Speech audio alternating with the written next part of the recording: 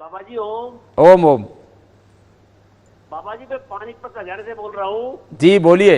बाबा जी मेरे को है ना, मेरे को खांसी और सांस की प्रॉब्लम है बाबा जी। अच्छा, तो उसके लिए बाबा जी आप मैं आपसे थोड़ा सा पूछ रहा था। चलो आपको पूरा इलाज बताता हूं। खांसी में सबसे पहले तो ये होता है कि हाँ हमारे जी बाबा जी। फेफड़े रेस्पिरेटरी सिस्टम थोड़ा कमजोर हो जाता है। तो जी आप बाबा जी। प्राणायाम आराम आराम से कीजिए, ऐसे धीरे धीरे, और आराम आराम से। सुनिए, बहुत जोर से हेलो। नहीं करना, ऐसे नहीं करना, इतने से तो आपका दम उखड़ जाएगा। आराम आराम से भस्त्रिका, कपालभाति, अनुलोम विलोम, ये 3 प्राणायाम बहुत जरूरी है आपके लिए। अच्छा।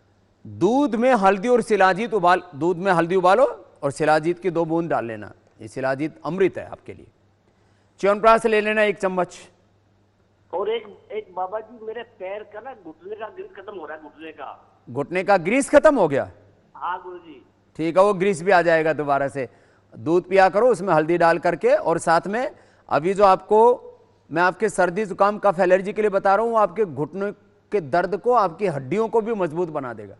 हाँ जी बताओ गुरु जी। वो गिलोय घनवटी है। गिलोय घनवटी 2-2 गोली सुबह शाम खाना, जोड़ों का दर्द भी दूर हो जाएगा, आपकी सर्दी कफ नजला जुकाम ये भी ठीक हो जाएगा। ज्यादा खांसी होती है तो श्वासारी ये 2-2 चम्मच पी लेना, और कंठामृत चूसने की दवाई मुंह में डाल के, रात को भी खांसी आती है तो रात को भी नहीं आएगी। अद्भुत चीजें हैं ये।